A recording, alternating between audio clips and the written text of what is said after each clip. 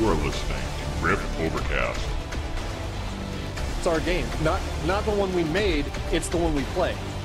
The team here plays the game a lot. We really think differently about MMOs than what a lot of people do. Our game isn't the game it was a year ago. This game changes all the time. Since launch, we've been non-stop planning on what to do next. It's all about listening to the players. Hello, welcome to Rift Overcast. My name is Matt, and with me I have Joe. Hello. Gonna go over some stuff such as a couple concepts for a raid finder. I've seen a couple people asking for a raid finder. Gonna go over that. Gonna go over some leaderboards and what happened to the Infernal Dawn content that came out. First, let's go over the poll results. Last week I simply asked listeners, how satisfied are you with patch 1.8? Out of 13 voters last week, didn't have as many on this one as we normally do, but out of 13 voters, 8 of them said I love it, 4 of them said mostly satisfied, and 1 said it's good but missing a lot. None of the 13 voted for disappointed or that they hate it. I don't think anybody really hates 1.8. I think the people that think that 1.8 is missing stuff is probably mostly the PvPers. Now, before we get into the discussion topics for today, I just kind of, what have you been up to, Joe? 'Cause we don't talk about, really, what we've been doing. We're always critiquing the changes that are coming out and just kind of speculating, giving our opinions. And, just for the record, these are just our opinions on stuff that we give on the show. Just kind of, thinking ahead and just kind of trying to be objective and look at this stuff from all angles. But, we don't really talk about us much. So, I know you've been really busy this week, Joe, but have you managed to get anything done on Rift lately? I managed to sign on and talk in guild chat. Are you getting any of your Ember Isle stuff done? Nah, next week is probably when I'll get back into the swing of things. This week I'll be super busy and I barely have enough time to do this recording. And last week I was sick. Pretty much from right after we recorded until Sunday, I would say. I thought you might have sounded a little stuffy last week. Yeah, there was definitely the beginning of a pretty terrible cold. Well, I haven't been on much over the course of the week, but I did pretty much 24 hours straight of just playing Rift on my cleric. Yesterday? I'm all screwed up because I stayed up for 24 hours and now my clock is all messed up and I have no clue what day it is. I just know that it has to be Wednesday because we always do our recordings on Wednesday. So I know today is Wednesday. If you're listening, today's actually Friday. That's just going to screw me up even more. Thinking that the people listening to this are actually going to listen to this on Friday. So when I say today is Wednesday, it's going to be wrong in 2 days when they actually hear this. It's common knowledge that we record on Wednesday, though. Well, yeah, but then that on top of the fact that I'm already confused about, what day it was. Was it Monday that I did my 24 hours, or was it Tuesday? I don't know. Anyways, I pretty much went on a marathon because I hadn't been on Rift for a while. I've been doing some show stuff. I've been really busy with just real-life stuff going on, and I've just been dying to get back into the flow of things on Rift. So I did, River of Souls. I tanked a Drowned Halls, which that was a lot of fun. I gotta tell you, Joe, I might actually tank for our raid. We get these raids going eventually, which we say that every episode. We're gonna get our raids going eventually. We'll get the raids going eventually. We haven't put a lot of effort into recruiting for them yet, but that's mostly because Joe's been a little bitch and can't handle a cold and says, I got a runny nose. I can't play a game. I'm not going to respond to that. Oh, come on, dude. I'm just trolling you. But yeah, I tanked the DH. I'm having a lot of fun with Justicar right now. I'm running a 51-point Justicar, and I was 12 points Inquisitor and 3 points Shaman. I recently changed over to, instead of 12 points Inquisitor, everything else is the same, and then I'm 12 points Purifier, which I actually like a lot better, at least for 5-mans. I think in a raid environment, though, the passive bonuses that I would get for running 12 points Purifier would be overridden by some of the other raid buffs, like the armor buffs, and I'm not sure if the Bard's armor buff will stack with the proc from Purifier. I'd have to look into that stuff, but I'm actually curious to look into that stuff. But I did an ROS, I did a DH, I did a Rise of the Phoenix, so I did the first 2 bosses of Rise of the Phoenix. Rise of the Phoenix is pretty hard, by the way, Joe. I haven't actually spent a lot of time in that place, but I've been in there a couple of times now with some bugs, and I haven't been able to do more than the first 2 bosses, and they say that you really need to be at about 12,000 raid DPS to get the last boss down, and good portion of the raid that I was in, the people were in like tier 1 raid gear or better. A lot of them even had a few people that were like full hammer now. There were a couple of people from Aegis. I don't know how many listeners are familiar with Aegis, but they're pretty much the top raid guild on Deepwood. I know that they're pretty high up in the rankings too, although I don't think that they've submitted their data to Rift Strat. So, but yeah, that place is actually really hard. Well, that's cool. That's something to look forward to. Like the second boss throws these pulsing fire AoEs out all over the ground, and there was a bug before that made that guy really easy the first time I did it, and it wasn't all that bad because there was something that you had to interrupt. I forget the name of it, and then there's another ability called Leaping Flames that basically just it's a damage that jumps between players really quickly, and you just have to heal through the Leaping Flames, kill the ad, and interrupt the one AoE, and the rest of the fight's pretty damn easy. And you just stack together, and you can avoid all the pulsing fire AoE if you stood in a certain spot, because the pulsing fire would never spawn in that spot, and they changed that. And since they changed that, that was actually really hard, because when I was in there yesterday or last night, whatever, we were getting like scrambling to try to stay together and still find a safe spot to stand in. So that was fun. I got a relic shield, Joe. Oh, nice. On my cleric, yep. I got Alsbeth's shield. I forget the name of the shield off the top of my head, but I got that, so I'm pretty stoked about that.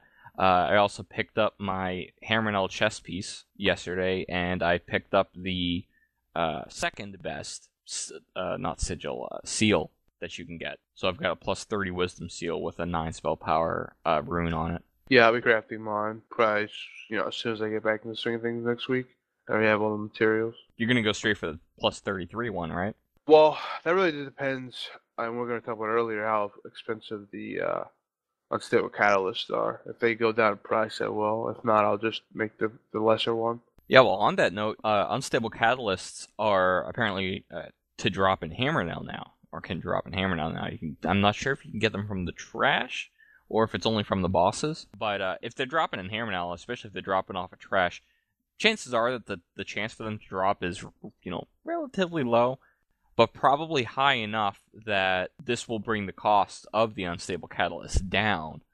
Because once they become a drop, if you have access to Hammerknell, I mean, you could even go in with a pug and just like farm the trash if they drop off trash. Yeah. So that'll bring the cost of seals down overall. I think the cheapest plus 33 seal on the Deepwood auction house, the cheapest one is like 600 platinum, at least for the wisdom one, which is just completely absurd. And then that's why I bought the second best one, because I don't actually have any professions finished on my guardian characters except for my apothecary and my mage, which I haven't spent any time working on at all because I decided to play the cleric instead of the mage, So she doesn't have any craftsman marks or anything like that, so there's nothing I can really make, like craft or trade or anything like that for the seal. So I just was like, well, I can spend 600 platinum, which I don't have anyway, or I can spend 50 platinum, because I bought my second best one for 50 platinum that had a plus 5 wisdom augment on it, and then I ruined it for another plus 9. So that'll be good, and then when we start doing Hammerknell and stuff, because I think we'll go straight into Hammerknell when we get to raiding, then I'll be able to do the plus 33 one with my own choice for augments and such. Yeah, that's what I hope to do. I hope that the price drops, but if not, I'll quit up the 25 one for the time being. It's really not that big of a drop off. How many Greater Marks of Ascension do you have? Because you haven't spent any of yours yet. I was really tempted to use 50 out of. I had 106, I think, last night, Greater Marks of Ascension, and I was really tempted to use 50 to buy an unstable catalyst, but I decided to go ahead and get my chest and then just spend the platinum on a slightly worse seal. But I mean, you can actually craft yours. So have you considered spending your 50 Gmo on a catalyst? No, not really. I think if I remember correctly, I have around 27, but I have like 5 or 6 saved up, daily experts. So that's at the very least 10 to 12, additional ones. And that's assuming none of them proc from the guild perk to get a third. And I'm going to get to 50 and buy boots before anything else. I need the gear more than anything else, so I don't believe like 8 endurance. That's literally what it is. Over the 25 endurance one is worth that much of a commitment. Why are you going for the boots first? Because we had talked about last week. We were both surprised by the change with the Infernal Dawn marks, and I'd already committed prior to 1.8 to getting my boots. And then I was going to go. I believe I was going to go straight marks of Ascension, but now I'm basically going to get the 50 greater marks of Ascension, buy my boots, and then decide what I'm going to start getting at that point. I might still do marks of Ascension because now it's even easier to get them. And since, like you said earlier, when you go straight into Hammer now, it would be really beneficial, obviously, to get as much Tier 1 stuff. So, we can essentially hop over the Tier 1 content, through doing weeklies and whatnot by pugging the stuff and, gathering gear faster. Infernal Dawn marks or Infernal marks of Ascension, I call them, would be nice, but I think it's going to take me too long. I think it would be more beneficial to me to do marks of Ascension strictly because of how much time it would take to gather them. You thinking like you're gonna basically like spend your 50 like greater marks of Ascension and then that's what I was gonna say. That's what I was gonna say. I was gonna say I wouldn't even bother with marks of Ascension at all. I think they're completely useless as far as choosing them from the bonuses because it's so easy to pug. You have Greenscale's Blight, River of Souls, Guild of Prophecy, and Drowned Halls. All 4 of those give marks of Ascension. All 4 of those are easily pugged, and you're already overgeared for those. Like, you already outgear those places. Because don't you already have some T1 pieces? Plus, you have your full 4-piece crafted set with shield and everything? Yeah, I have Tier 1 helm, which I bought, and then when we did at John Hall's about 10 days ago or so, I got, Tier 1 legs. Well, they're not part of my Tier 1 set, but, they're equivalent to Tier 1 content legs. And I'll get my boots. I'll probably get my boots by the end of next week at the top, at the latest rather, and those are Tier 2 boots because they're greater marks. Altogether, your gear is already pretty good. Like I think spending anything on Tier 1 at this point, and for probably really any player that's filled out some crafted stuff, like I was actually having this conversation in general chat on Deepwood last night. There's not even really much reason to do experts anymore, aside from the random experts. Like, that's it. Because the gear from the experts, I mean, you just get your crafted stuff, and you get maybe just enough gear that you're making, like, hit requirements, and then you go pug raids. That's it. Do raid rifts, pug raids, get your essences, farm and scribe sourcestone. Probably don't even have to do experts at all, really, because you can just farm and scribe sourcestone, get a couple of the missing pieces from the Planet Conquerors set, you know what I mean? And just fill out your gear and go straight to pug raids, and then boom, your T1 gear. I mean, like, everybody I see now has at least T1 raid gear. They should just add like a raid finder for this stuff. Like, seriously. I did want to talk about that a little bit because it got brought up in general chat while I was playing yesterday, and I really see no reason why we shouldn't have a raid finder. I know there was a lot of controversy about raid finder in that other game, but the difference is that if they did a raid finder in Rift, I wouldn't want them to, and I don't think that they would allow raid finder to function to find you a group for Hammerknell or Infernal Dawn or Rise of the Phoenix. It would only be the truly outdated stuff, which Tryon obviously recognizes this content is being obsoleted, if you will, because these are the places that the weeklies are based off of. I mean, why would they give you a weekly if they didn't think you could just roll through the place? And also, the other difference from that other game is it was a third difficulty in the other game. There was normal, heroic, and raid finder. Raid finder being definitely the easiest by a pretty wide margin.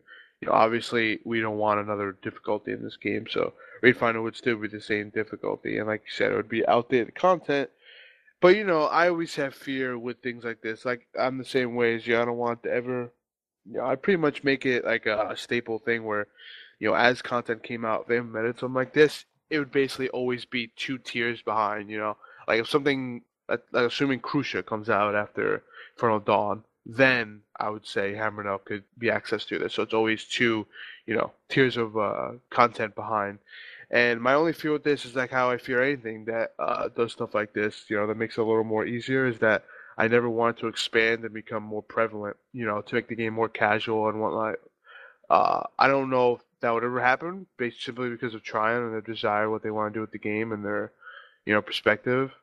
But I never put anything past any developer, so that's really my only fear with any feature like this. I don't know. I think they'd be smart about it because it's not like there's a Rise of the Phoenix or a Hammerknell weekly that you can do. You know what I mean? So, like I said, they recognize what content is basically trivial at this point, and I mean, these first 4 raids, the tier 1 raids, they're only ever getting pugged anyway. They're easy as hell, and people mostly only do them for the weeklies at this point too.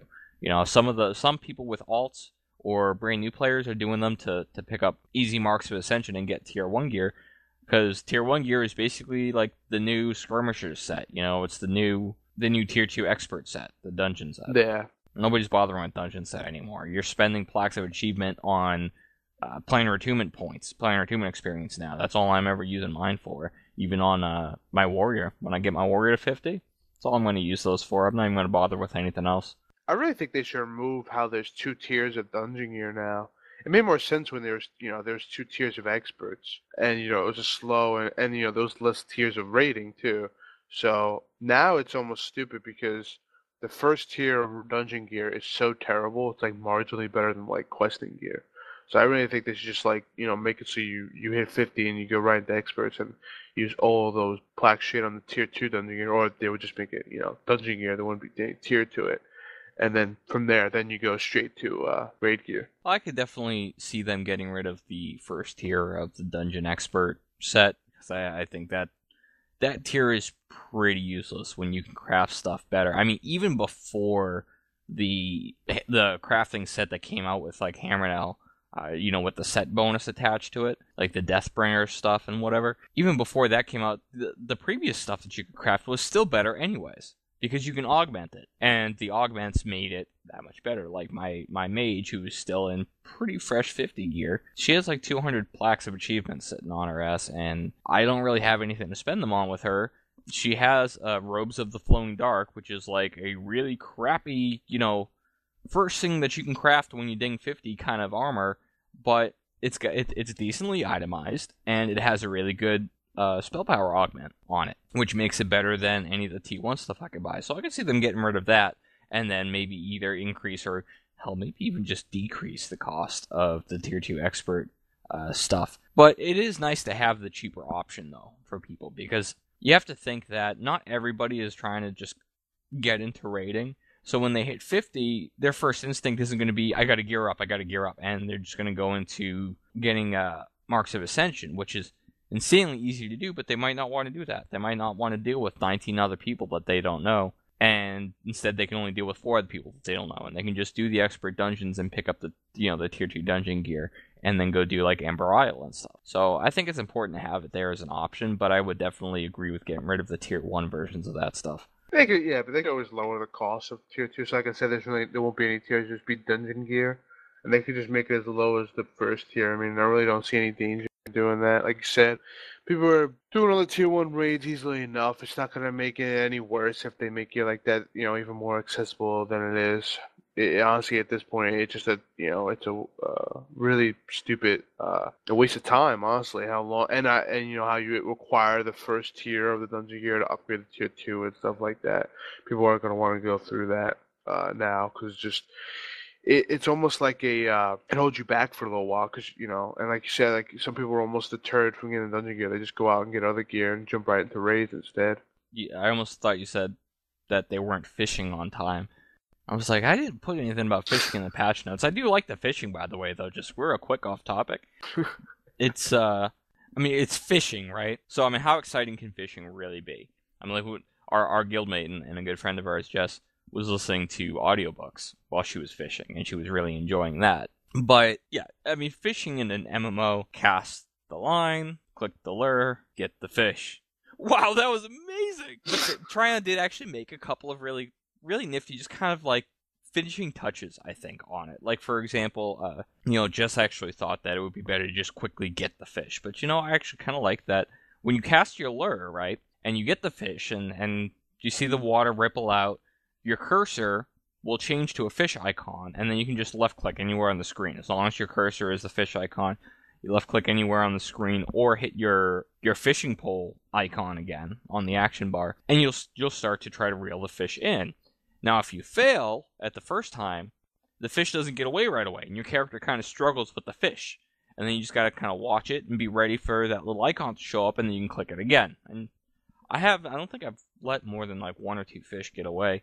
And it's not very difficult to do that, but it's just nifty, I think, to, nice little finishing touch that but you can kind of fight with the fish a little bit. Well, I was happy they implemented this and survival as well. I liked having like a cooking equivalent, they had in the other game. It also, adds another level for professions and whatnot and stuff to farm and whatnot. So I'm happy they did stuff like this. There's nothing like groundbreaking or anything, but it's a nice little touch. Another nice touch that they did with fishing too. Most people are probably, well, I shouldn't say most, but I'll bet a lot of people are max fishing right now because I know I've already seen a lot of people that are max fishing, and there's already a lot of the good raid food and stat food and stuff that's on the auction house. Because I bought like a stack of 20 when I was tanking last night on my cleric because I'm still working on finishing his tank sigil, So Yeah. I've got about I think 16,000 hit points self buffed right now, and that was with the raid food. So I bought the stat food off the auction, which it wasn't too bad. I think it was like 2 plat or like 2.5 plat for a stack of 20, which really isn't bad at all. So that's definitely good. But something that they did with the fishing is that the lures actually never run out. Unlike what you might be used to with fishing, where a lure will increase your chances of catching something. You know what I mean? They just basically decrease your chances of catching trash or whatever. The lures in Rift are actually, some of them can make it so that you will only catch something specific. Like, I think there's an epic lure that will make it so that you can only ever catch artifacts. That's nice. There's another one that increases your chances of finding treasure. I don't think it guarantees that you will find treasure every time, but it increases your chances of finding treasure. So there's a few of them kind of like that, like down that same... I don't remember all of them, but there's a few of them that's down that same kind of path, which is really cool. So if you're, just a pure artifact whore, I mean, you don't have to go fishing for fish and making food. You can go fishing for artifacts. Yeah, totally. Just kidding, because artifact hunting, I remember when we first played this game, like, really intrigued me. But I think when I hit 50, I just, like, it fell to the bottom of the list of priorities. I wish that they would add more artifacts and puzzles. I mean, well, they did a pretty good job with the artifacts, but I guess maybe just the terrain doesn't really give them a lot of good hiding spots for artifacts, which is kind of like you just see random shiny. I don't know. I never really went out artifact hunting, like, specifically. You know what I mean? I just always kind of picked them up along the way. But it could probably be a lot of fun to just go out and artifact hunt, I think, too. I still kind of want to do that, but the thing that I would have more fun doing is zone puzzles. You brought up the artifacts and stuff, and, well, I brought up the artifacts, but you brought up, the artifact hunting wasn't as exciting as we were first hyped up for it to be. And the puzzles are actually still really cool. It made me think of those.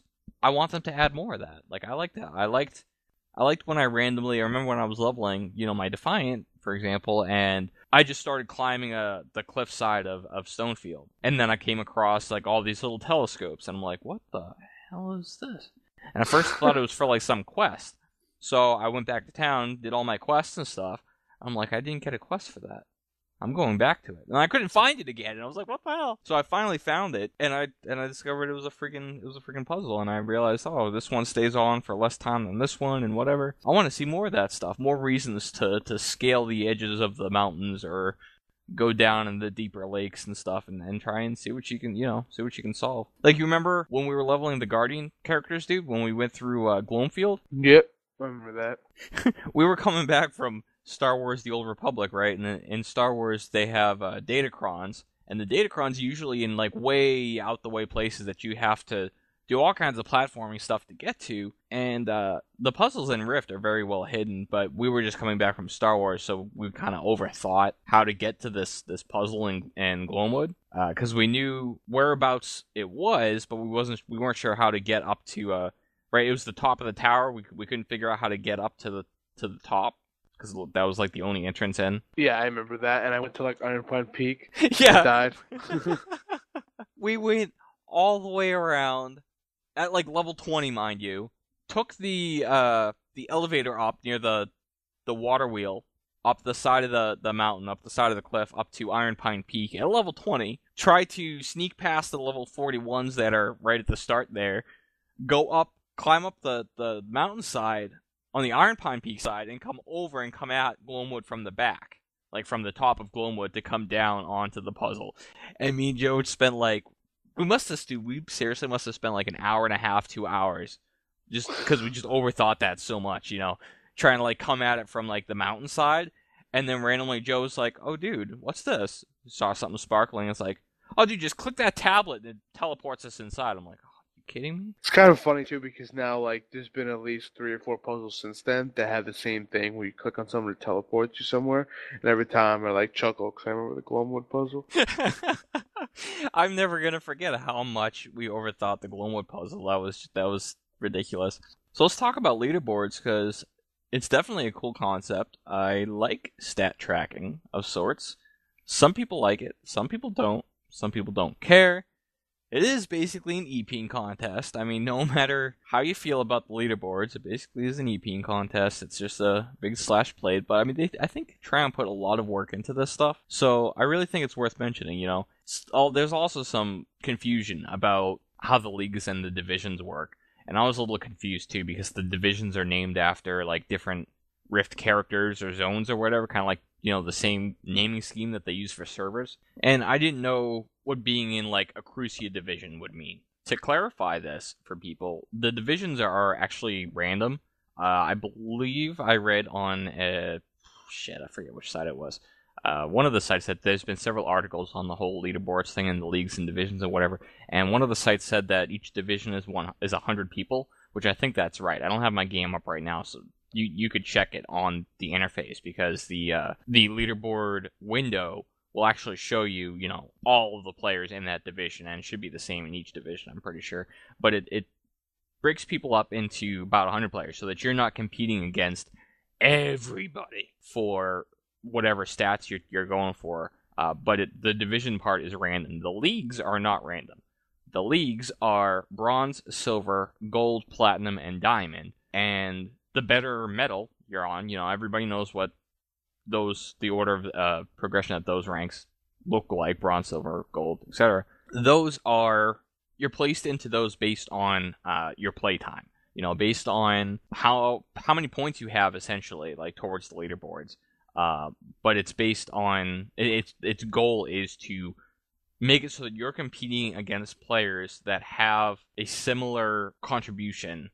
Like, if I play, you know, 2 hours a day, every day of the week, then I'm going to be put into a league that is going to reflect that, as you know, along with other people that are playing similar amounts. That way you're not like, you know, it's not an unfair advantage. People who just, you know, put an insane amount of time into the game.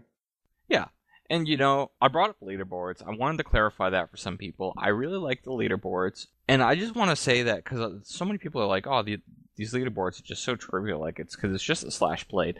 I still think it's fun. I'm not going to, like, specifically go for specific categories, like, personally. Like, I'm not going to specifically compete on the leaderboards, but it's still kind of fun to just kind of play my normal routine and then pull up the leaderboard every so often each week and be like, hey, where did I fall in this week? Like, right now, my cleric is number 3 for PvE group stuff, which is just kind of one of those fun things to look at. But I think that leaderboards, to be honest, I think it's a plug for future stuff.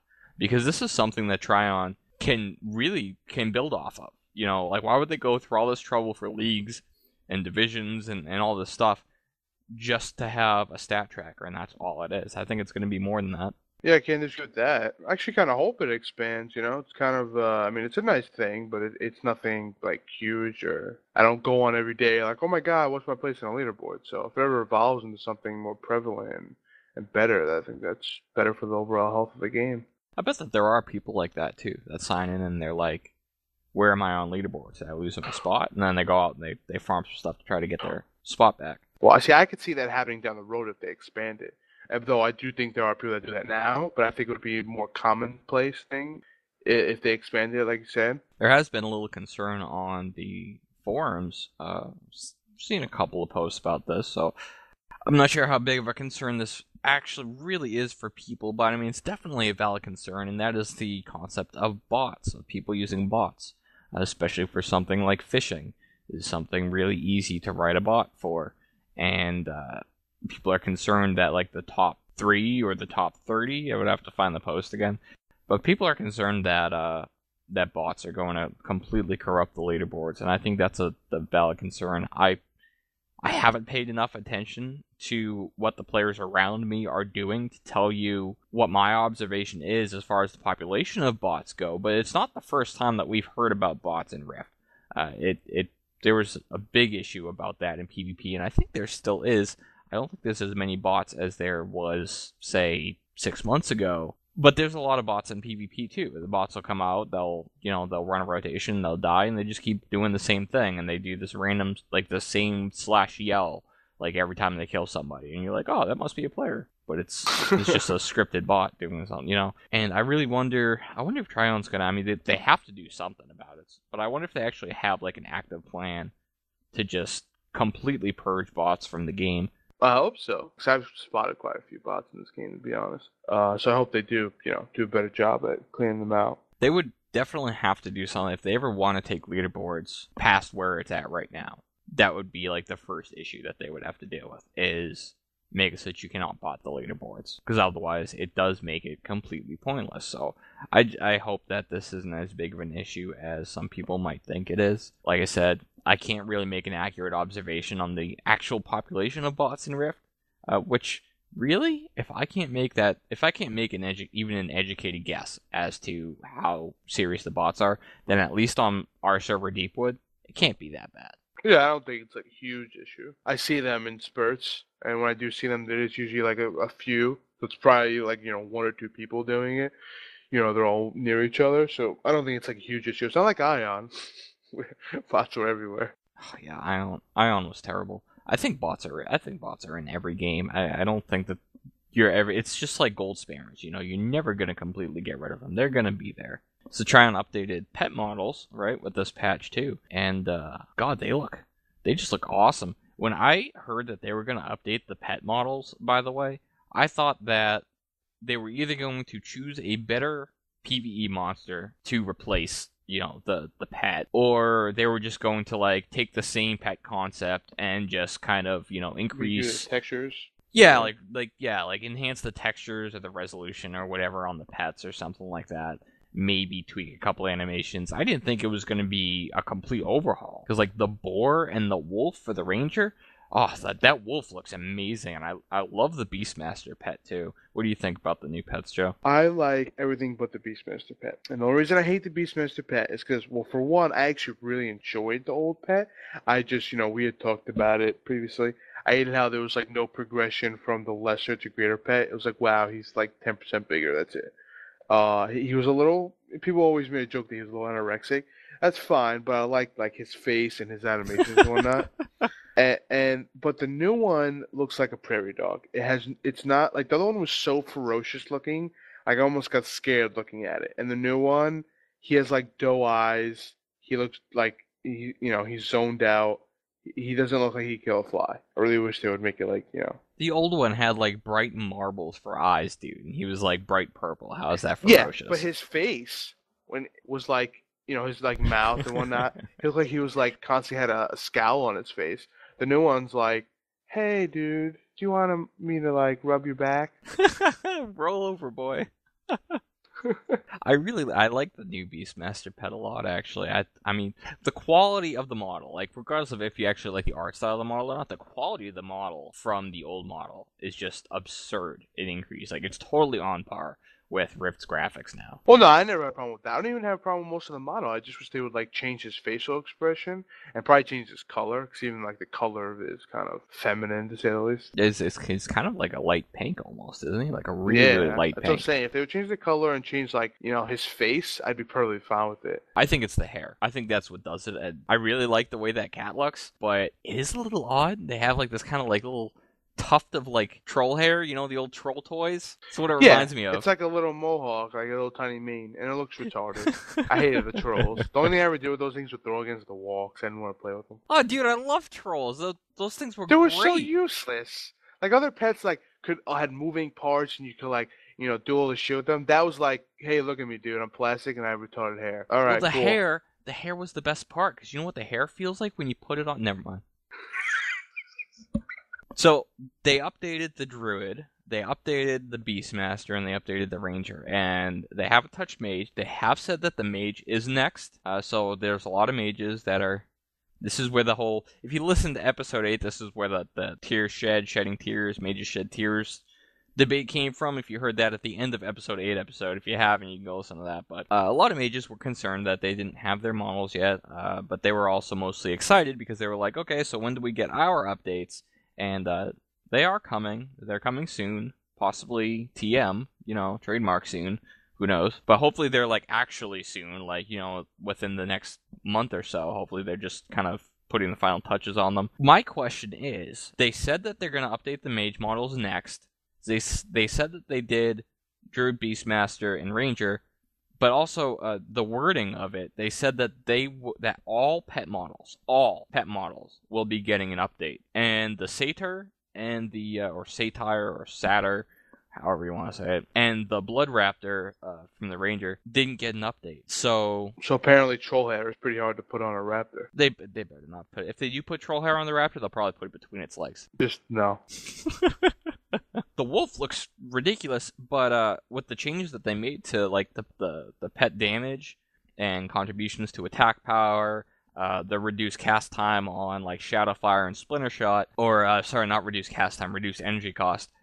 All this contributed to make a 51 Ranger build that much more viable. I think Marksman's still ahead if you're parsing, full HK Relic Rogue versus full HK Relic Rogue. I think Marksman still is ahead. But the Ranger isn't very far behind, and a bonus to the Ranger is that even though it's pet dependent, if you're 51 points, your pet's pretty much immune to AoE damage. And the Ranger it's a simpler rotation, it's easier to do. And it is much more mobile because the Marksman only gets its passive damage bonuses if it's standing still, not if it's on the move. So the Ranger doesn't have to worry about standing still for maximum damage. They can stay on the move the whole time, which does give the Ranger some raid presence. But it's a 51 point Ranger, which means you're not going to use the Wolf. You're going to use the Blood Raptor. So I'm a little surprised that they did the Wolf first and not the Blood Raptor, since if you actually are going to run Ranger, it's not going to be the Wolf you're going to be using. They just make it so pets are cosmetic, quite frankly. I mean, I understand they want certain pets to fill certain roles, like that's fine, but they can make like we had talked about maybe like the first couple episodes that I wanted more pets. It would be fine for me if like they had like a bear and like a boar. That's your tank choice. But then you basically choose between wolf and raptor. That's your DPS. Like I really think that at least for those two pets, it basically should just be like whatever you think looks better, you use it. That's not a bad idea, because with the whole pet model updates coming out, it kind of re-sparked a lot of players' desire to be able to go out and hunt and tame their pets with their rogues or with their rangers. Yep. And you would have to completely rework the pet system. I don't think that it's realistic to think that we'll ever be able to tame combat pets in Rift. But you do bring up a good option, is to give players 2 or 3 choices for each role of pet that they can do. Such as, the Blood Raptor has AoE, whereas the Wolf doesn't, and the Blood Raptor has some self-healing, whereas the Wolf doesn't. The Wolf has some PvP aspects to it, although it probably doesn't stand a chance in PvP, honestly. If you talent for it, which if you're 51 Ranger, then you automatically have this, the Wolf's, I think it's Maul, the bleed, will also put a 50% heal debuff on the target for 10 seconds, and that's a 10-second cooldown on the pet ability. So it's basically 100% uptime. But all in all, it really just comes down to what kind of damage are those pets doing. Those little small details on between the Wolf and the Raptor don't really make a huge difference, and seeing as Ranger just really isn't a viable spec for PvP, the whole heal debuff thing is kind of irrelevant. It would be nice to be able to just kind of pick whichever one you wanted, and they were both just on par with each other for damage. Yeah, I always want like that. I think that's probably fine. I mean, if they added like one pet as an alternative to the boar, which I always wanted, because I don't dislike the boar, but when I think of tank, I don't think of boar. I think of like a bear more so than anything else. Maybe even like a turtle. A turtle? So yes. Wait, a turtle? Yeah, in that other game there was turtle. I used to use it like in the old days, the tank. Though I don't mean the testicle mount. I'm not referencing that because that thing looks retarded. The two-headed turtle mount in Rift. Yeah, that thing looks horrible. It does look like there's a couple testicles coming out of a shell on that thing. Yeah, add troll hair to that. Troll. Oh my god. So you were saying? So they had like a turtle, bear, those you two, or whatever, bear, boar, whatever choice, and then like I said, raptor, wolf. You could even add, like I said, a third choice. Should be purely cosmetic at that point, because obviously you're not going to have like a bear or boar DPS. Like that'd be kind of stupid, honestly. So yeah, it would make sense like if you had, because that's all the really roles you need in this game. You need DPS and a tank pet. That's it. Well, druids have a healing pet. I'm strictly talking about the ranger. I mean, you could do the same thing for druid. So True.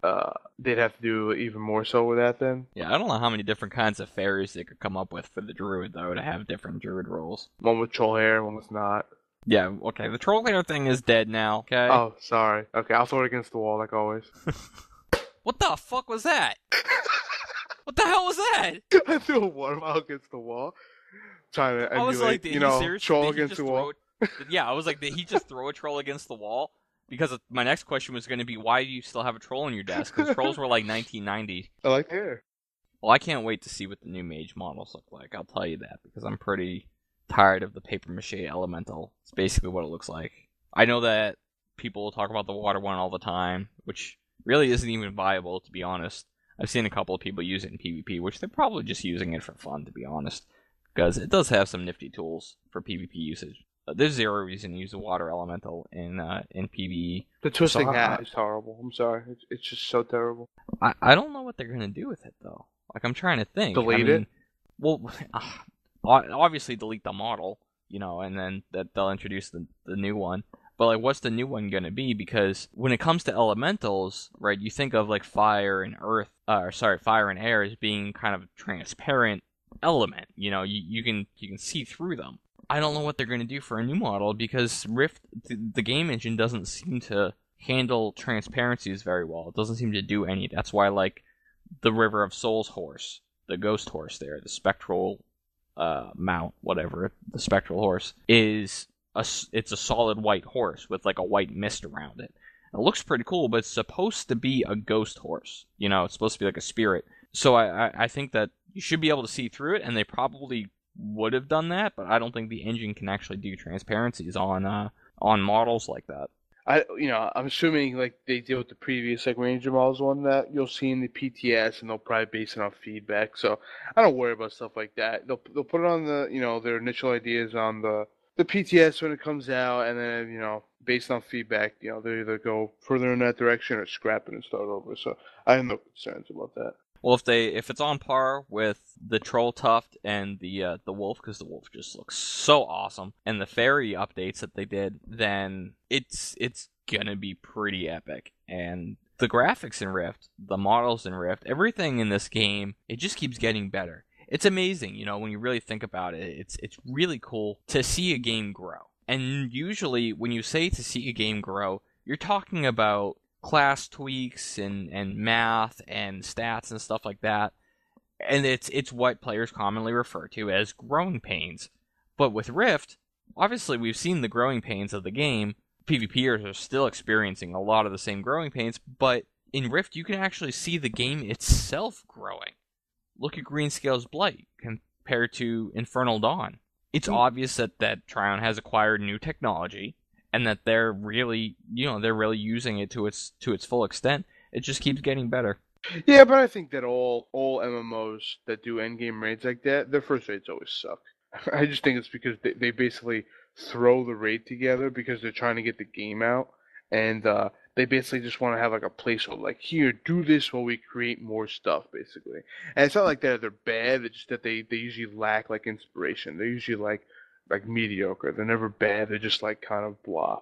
I don't know. I don't agree with that. I don't think that it's a lack of inspiration. I think it's just a lack of technology. Because when the company is first starting out with a new MMO, they have a limited amount of funding to start the game with, so they might not have the money to purchase the technology that they want, or they might just not have advanced their game engine. I think it has a lot more to do with time than money. I just think that they're trying to get the game out, like, period. And they figure, they'll have the luxury of time down the road. It could be a factor. I mean, in the case of Trion, they've all played MMOs, and I believe that they have several developers on the team that have worked on other MMOs on the market. I'm not sure which ones. I think they've dropped a couple of names in some random interviews and whatever. But for the most part, I mean, this is Trion as a company. All of these developers, wherever they came from, all coming together. Trion as a company, this isn't just their first MMO. This is their first game. And I think it's more just they didn't have the experience and they didn't have the technology to do what they wanted to do, because when you watch the old trailers for like Greenscale's Blight, they're really excited about that place. You know, they're like this giant labyrinth rises up out of the ground, and it sounds to me like when they're talking about it, you can hear the passion and the excitement in their voice and their pride in this dungeon.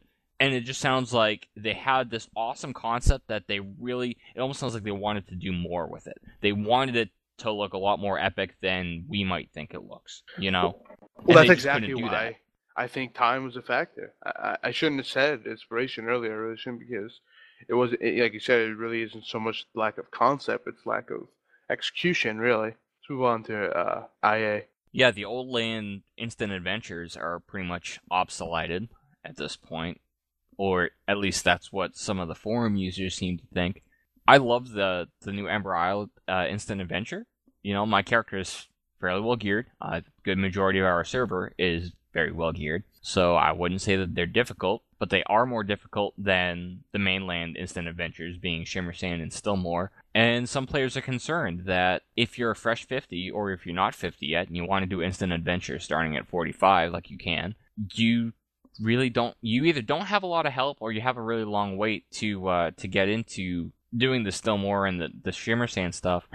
I haven't noticed a wait, but I have noticed I joined a Stillmore instant adventure about 3 or 4 o'clock, I think, this morning, which would be about midnight or 1 for Pacific time, which means, or the server time, which means that a lot of the late night players on Deepwood would be on doing that stuff, and there was only 3 people in my group in Stillmore. So I think it's a valid concern, really. They might have to rework how the Shimmer Stand. I just combined 2 zones. I'm just so pro like that. Shimmer Stand. Anyway, Shimmer Stand still more IA's work in that, you know, like you said, it really is never a lack of time, or too much time, I should say, because how IA's work, they'll basically put you with anyone, even if it's one other person. So they might have to make it so that, you know, there's a minimum amount of people, because I've had cases like recently, prior to the day I think 1.8 came out, maybe the following day, I queued up for the old ones out of curiosity, because I just read one of those threads, you know, expressing those concerns, and put me with a guy with a group of one other person, and I was like, seriously? And when some of the objectives are pretty rough with 2 people, to be honest. Think about what this feature's called. Instant Adventure.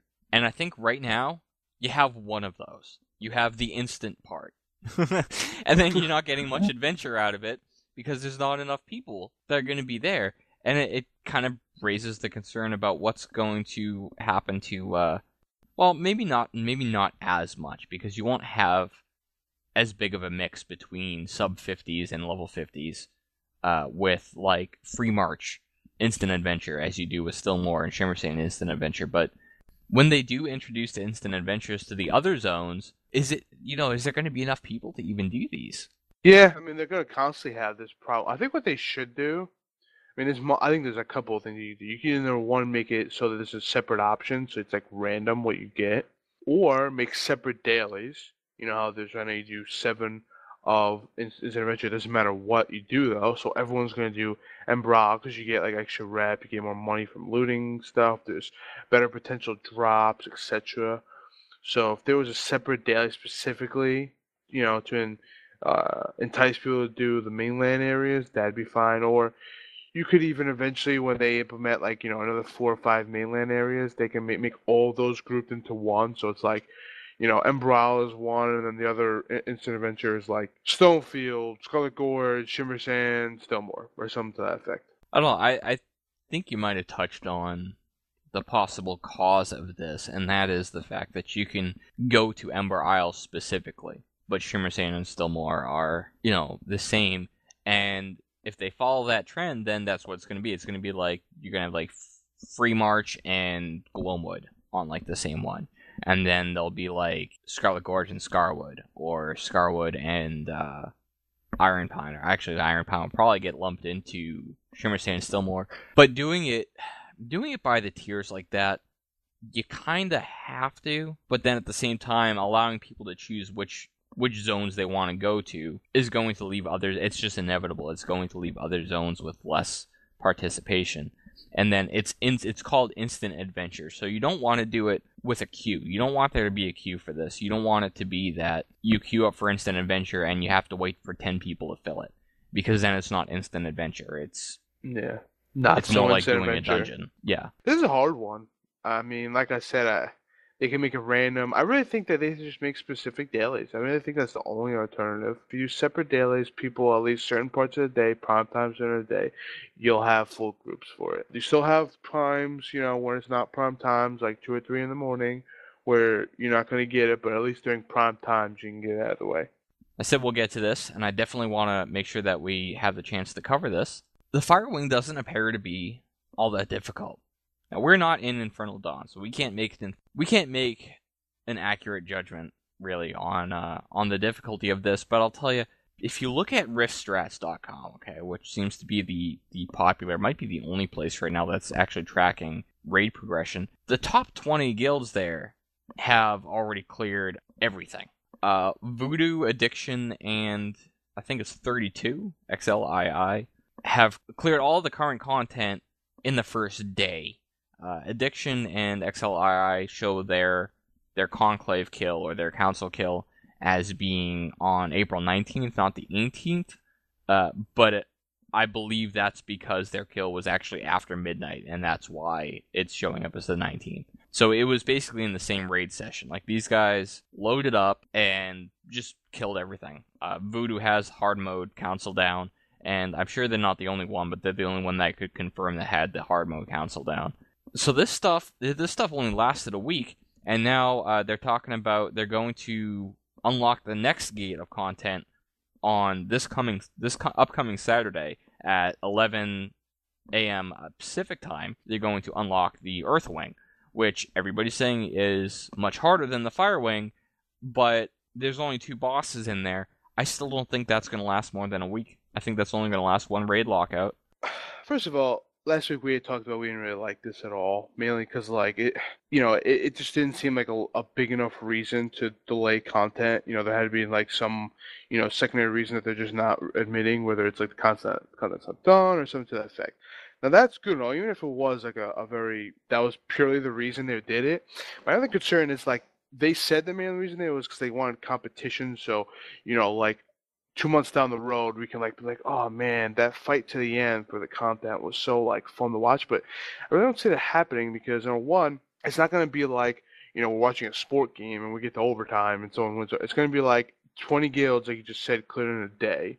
So it's like, wow, I beat you by 3 minutes. Like that's not really like they wouldn't really care. Plus, it's not like everyone's starting at the exact same time and finishes raids, and everyone has different raid times. That's why some people are behind. Some people, live in different hours, time zones, etc.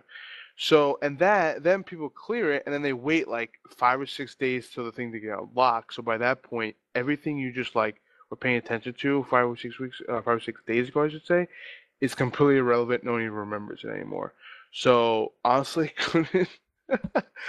I actually think this is worse than what I surmised it was going to be like last week. To be honest, I actually saw a couple of posts from some members of Voodoo, or one member of Voodoo, and there were a couple other of the hardcore raiders from the top guilds posting in this thread on the official Rift forums that was talking about world firsts and crediting people with world firsts and how they go for it, but I think it's like a instinct that's left behind. It's part of the fun to kind of race down the content and try and beat other people, but at the same time, when you're talking about actually looking at a site like Rift Strats and seeing who got the server first and everything like that, or who got the world first and all that, they were saying that it doesn't really matter that much. Like nobody really cares that much about the world firsts in Rift right now.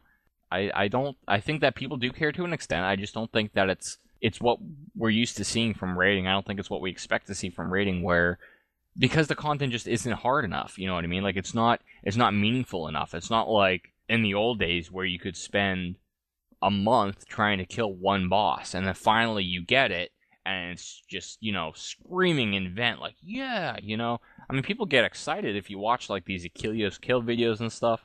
They get excited about it, but it's not the same thing. Well, I think that, and I think the gating the content hurts too, because if they never gave the content and like you want to keep up with the other guild, you want to be like, oh, they're 6 out of 11, whatever. Oh, we're 5 out of 11. Let's catch up. Now it's like, oh, they killed 2 bosses. Well, we've killed 1. Okay, an hour later we killed both. Okay, let's sit around for like a week. Okay, new stuff unlocked. Rinse, repeat. Yeah, it's a race down to the minute now because there is no that you can't go through the entire dungeon. So like you said, there is no 5 out of 7 and 4 out of 7 and 6 out of 7 kind of thing. It's more like 1 out of 3 and 3 out of 3. Okay, now everybody's 3 out of 3. The next gate unlocks. Go. See, yeah, that would have been cool if like people were catching up at the very last minute to get the third boss, but like you said, the content isn't hard enough, it's not meaningful enough, so people aren't like, doing this at the very last second, like spending endless hours, like, oh my god, we gotta get this boss done. It's like, okay, we did our 2 raid nights a week and the bosses are dead. Okay, let's wait now until next week to raid. Isn't there a speed run thing that shows up now whenever you start raids and dungeons? Doesn't it say speed timer? Yeah, speed run timer started. Yeah, there's like a marker in each instance, so as soon as you get to it, it'll actually say across your screen. So I wonder if that's actually recording the exact time that people do. Because, that would be a really fun thing to do with the leaderboards, to be honest, is to record people's kill times. Because that would be a fun competition. Then once ID's all done, then you start racing for speed kills on, say, Mailforge, and it shows up on the leaderboard, and you can constantly try to beat the other guilds' kill timers. That would be fun. Yeah, that would definitely add another element to it. Though I don't know if it currently tracks it. Like it tracks it to an extent. Like, so if you beat the timer, but if you go over the timer or something like that, I don't think it goes anything beyond that. So they'd have to expand upon the current system. But yeah, that's not a hard thing, I don't think.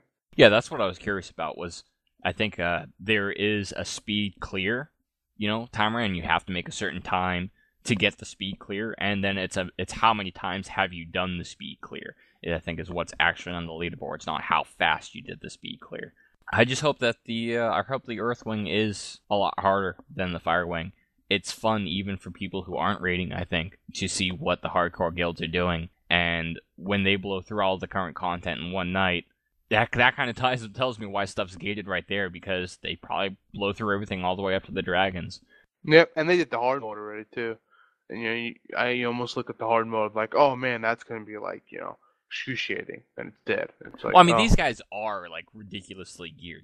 These guys are in full relics, full everything, best in slot. Oh yeah, slot. I don't doubt that. It just, I still don't think expect that to be like 2-3 days though. I don't suspect that even if we were in full Hermanel epics, let's say, I don't suspect that we blow through it in one sitting or in one raid session like that. Even if we sat down for 5 hours and raided for 5 hours straight. Yeah, but we could probably get it in like 3 nights in a week, or maybe 2 weeks tops, and that feels too fast. 2 weeks for like an average player to be able to go through the first 3 bosses, because there's only 7. Maybe the dragons are just going to be a roadblock. Maybe these guys are just going to hit a brick wall on Lathis. I guess we'll see. There is no official word from Tryon if it is going to be every Saturday that they unlock something. But the next unlock will be this Saturday, April 28th at 11 o'clock in the morning, Pacific time. It's a very strange time, by the way, and day. I don't know. I'm okay with it being on Saturday. People will have the day off. They're doing it early in the morning. Although I think it's a lot later for EU players. I think because they're going to unlock it worldwide, everybody, they're going to unlock all at the same exact time. So that everybody can go, for the race, like, out of the gate. But I think that's like 7 o'clock. Yeah, Europe. but it's like common knowledge that almost everyone raids on weekdays, like Tuesday, Wednesday, or something. Who raids on Saturdays? So they're almost like forcing you to raid on a non-raid night. I think the hardcore guilds do that anyways, dude, to be honest. When the content comes out, they're there. Like, as soon as it comes out, that's a raid day. Yeah. When they're doing progression, that's a raid day. Every day is a raid day until you kill it. I don't doubt that, but I'm saying though, like, what's the difference? Why don't they just make it Tuesday or something, or Wednesday, rather, when the servers reset? Like, sure, the hardcore guilds are gonna jump at it as soon as it comes out, but why would you make them wait another day? Well, I don't think that they're just doing it for the top 3 or the top 5. That they these are the top 3 are like the guilds that they invite to come test this stuff. I don't think that Tryon is doing this gated stuff, this trying to do this gated race just for those top 3 guilds that they invite to the PTS. I think that they're doing it, they want everybody to have a fair shot at it, and so Saturday is a good neutral day where they're like, okay, most people should have this day off, can wake up at 11 o'clock in the morning, or, 2 o'clock in the afternoon, whatever, and be ready to go. And then as soon as the stuff opens, boom, like everybody's out the gate. So if you and me were geared enough for Infernal Dawn, we could have a shot at this race too. Which is kind of a fun idea, is to think that maybe we can beat Voodoo. I mean, yeah, right, but we have the chance to do it, basically. Tryon has given us a chance, and I think that's a good thing. So good luck this upcoming Saturday to those that are going back into Infernal Dawn. Good luck to those that are still working on Firewing. And I think that's all we got this week. Yep, just troll hair is left. Troll hair, well, yep, we will leave you. Shave off that troll hair and make your pussy look better. No comment, but name the episode Troll Hair, please. I'll name it Troll Hair. Rift Overcast is recorded every Wednesday night and aired every Friday morning of each week. We're always looking for new guest hosts to be part of Community Voice, so if you have extensive experience or are especially passionate about any area of Rift, we want to have you on the show. Simply contact us with your desired topics. Overcast can now be found on Stitcher Radio as well. Visit www.stitcher.com to download the app, or simply add us to your existing list. Stitcher is a great way to listen to Overcast on any of your mobile devices, such as your iPhone, iPod, or Zoom. You can contact Overcast via our email at riftovercast@gmail.com. Find us on YouTube at youtube.com/riftovercast and on Twitter at riftovercast. As always, we want to hear your comments and questions regarding both the show and the game, so be sure to leave us a comment below, and we will see you next week.